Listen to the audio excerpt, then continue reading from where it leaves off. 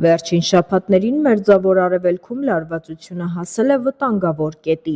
Իրանն ու նրա հակառակորդները անցել են փոխադարձ հարվածների փուլ։ Խոսքը արդեն ոչ թե հայտարարությունների, այլ իրական ռազմական գործողությունների մասին է։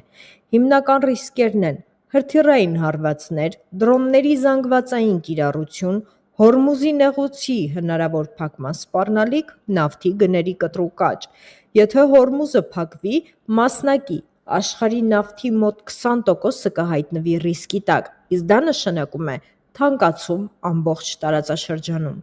Իսկ Հայաստանը որտեղ է այս քարտեզում։ Հայաստանը ունի ցամաքային սահման Իրանի հետ Մեղրիի հատվածով։ Դա փոքր սահման է, բայց ռազմավարական։ Հիմա կարևոր հարց է. կդառնա Հայաստանը պատերազմի մասնակից։ Կարճ պատասխան. ուղիղ ռազմական ներգրավման հավանականությունը այս պահին ցածր է,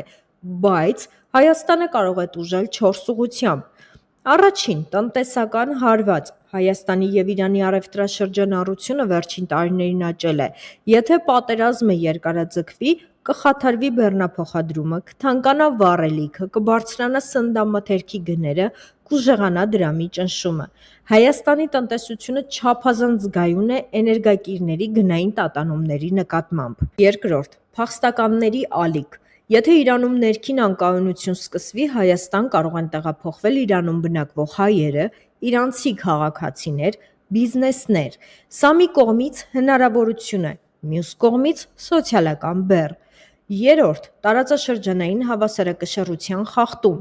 Եթե Իրանը թուլանա, Հարավային Կովկասում ուժային հավասարակշռությունը կփոխվի։ Դա նշանակում է Ադրբեջանը կարող է ավելի ագրեսիվ դառնալ, Թուրքիան կարող է ուժեղացնել իր դիրքերը, Ռուսաստանը կփորձի վերադասավորել իր ազդեցությունը, Հայաստանը հայտնվում է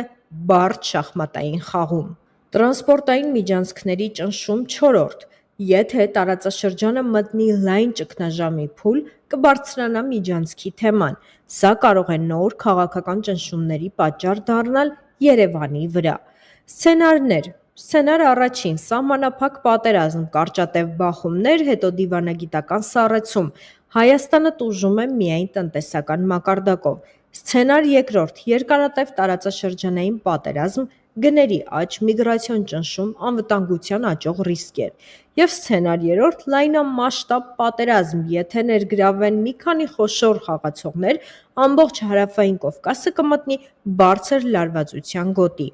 Այսպիսով, այս պահին Հայաստանը ուղիղ ռազմական թիրախ չէ, բայց եթե պատերազմը ձգվի, Հայաստանը անխուսափելիորեն կզգա հետևանքները տնտեսական, քաղաքական և անվտանգային մակարդակներում։ Հայաստանի համար հիմա ամենակարևորն է չներքաշվել ռազմական բլոկային խաղերի մեջ, պահել հաղորդակցությունը բոլոր կողմերի հետ, արագ պատրաստել հակաճգնաժամային տնտեսական պլան։